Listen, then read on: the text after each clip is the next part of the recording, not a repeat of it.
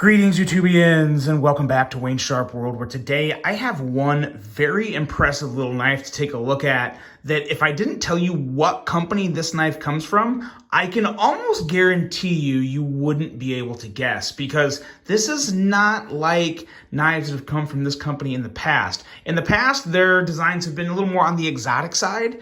This is one very clean, very attractive design, and it is none other than the Bag Knives Diamici. Yes, Bag Knives. Have you ever seen something this simple and clean from Bag Knives? Not that their other designs aren't super clean. A lot of them are clean, but they're definitely more on the exotic side. They got a lot more lines, a lot more curves. This here caught my attention right away as I was walking by the Bag Knives booth, and I had to pick one up. I really had to. It was there's a lot of good things to cover about this knife, and we will go over them. But first, we'll take a look at some overall specs on this knife right here. We have an overall length coming in at 7 inches, with a blade length coming in at 3 inches, and a blade thickness at 120 thousandths. Blade material on this guy is the one thing that some people are definitely going to knock it for. This is D2 steel, so, you know, it's D2. A drop point style blade, a flat grind, a handle length coming in at 4 inches, with a handle thickness at 570 thousandths, so a little on the thicker side, especially in terms of this size of knife. But I will say, well, we'll wait till we get to the handle, but it feels pretty good. Handle material. We have stainless steel is the majority of the handle. We have G10 inlays up top and micarta inlays down low. I was talking with Mark Skaggs about this, and he said they most likely won't be going with another run with micarta. They'll probably use something like G10 or carbon fiber. It just fits and looks a little better, but I gotta say, I really don't have many issues with this. I think it looks good. I like the black and green. But anyway, moving on, we have a very nice recessed liner lock for the locking mechanism, a user of a right hand only tip-up carry, a weight at 4 ounces. It's a little on the heavier side for a knife of this size. I wouldn't call it a pocket brick, but you do notice the weight. Designed by Jared Van Otterloo, who I also met at the booth and was a great guy, and a price coming in at $120. Now, I'm sure once I said that, everyone said, D2 for $120? Hell no, I'll pass. Well, hold on, not so fast. Before we get more into this knife, though, I want to share something with you guys that a lot of you probably know, but I learned this, so I'm assuming there's other people that probably don't know this as well. Bag Knives, this knife you see here, is not associated with Todd Begg. Bag Knives is owned by Mark Skaggs, who is the brother of Todd Begg, and Mattia Barani, while Todd Begg Knives is owned by Todd Begg. So Todd Begg Knives owned by Todd Begg, Begg Knives owned by Mark and Mattia, two completely separate companies. They are not associated in any way whatsoever, at least not now, not anymore. So get that straight. We don't need to go into the details behind that, but just so you know. Now, let's look at some size comparisons, because this is a nice size knife. It's that 3-inch blade length, which is going to work really well for a lot of people. We have the Civivi Mini Praxis here, and then we also have another good size comparison, a little more premium American-made Doug Ritter Mini RSK. As you can see, lines up very well with both of those, and two more for you that I think go perfectly and will probably tell everyone what they need to know. We have the Kaiser Original, as well as, of course, you probably knew it was coming, the Civivi Elementum. I gotta use common knives for these size comparisons. The goal of size comparisons is to give you a perfect idea of just how big this knife is. These two do that, and there you go. Now, let's get into talking about this knife, and let me explain to you why. While I don't love D2, I don't think anyone loves D2, there is a lot of value in this knife, even with D2, to justify that $120 price point, and I firmly believe that. First of all, the blade itself is just phenomenal.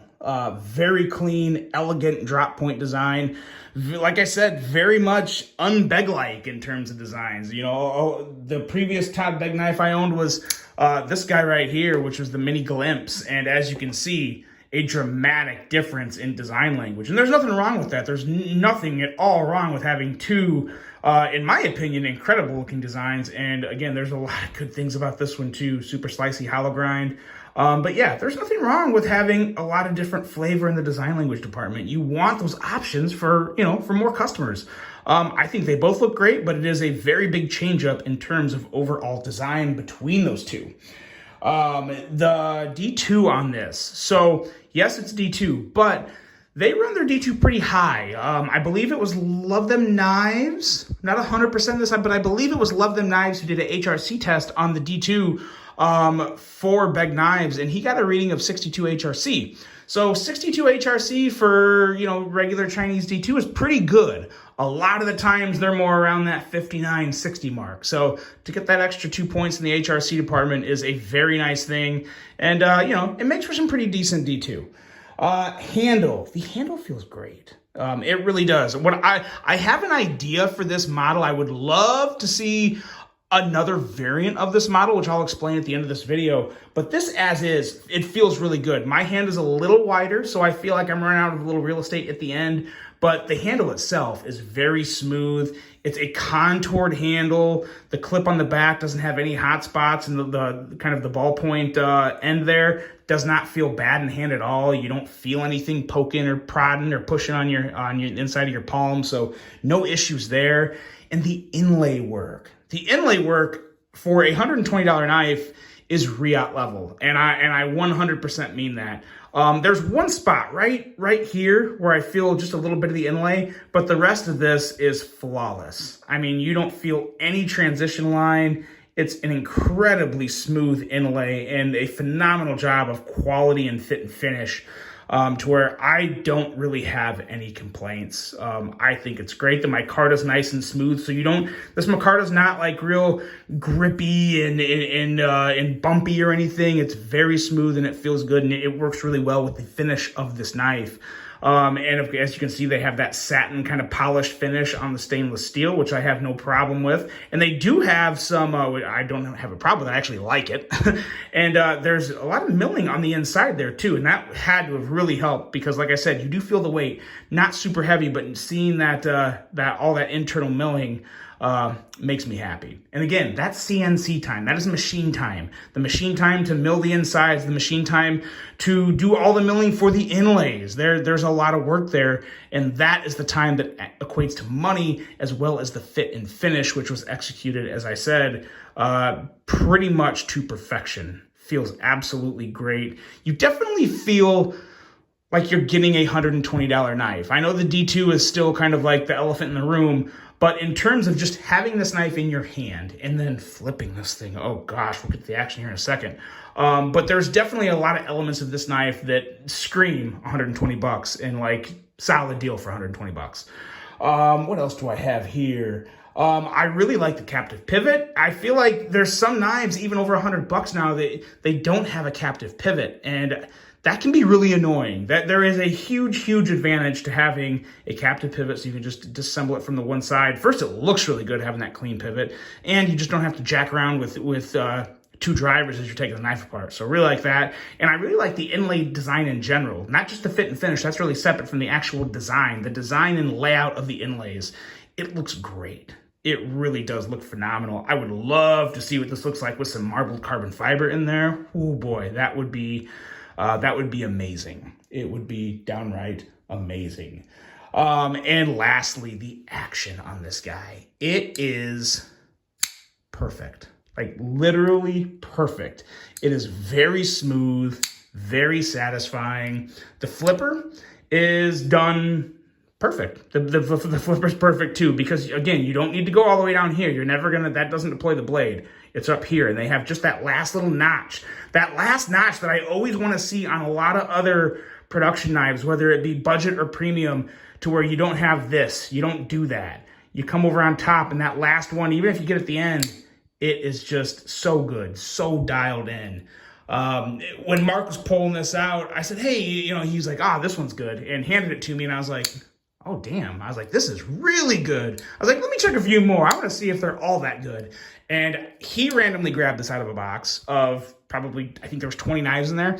And then I grabbed two more, and every single one was just perfectly dialed in, or the 3 that I grabbed. But I randomly grabbed them. I mean, one I grabbed from the bottom, one I grabbed from the side. He grabbed this one kind of to the middle of the box, and they were all just so satisfying. Flipping action doesn't get any better than this. It really doesn't. I mean, yeah, it's just completely satisfying, as good as it can possibly get. And I was really happy to see the consistency from knife to knife on that action. Stupid smooth, very nice, and super enjoyable. Overall thoughts. I don't love D2. You guys know the whole D2 situation. It's D2, whatever. This knife, I can't believe I'm saying it, but I really am. I can justify $122 with this knife, or $120. I really can.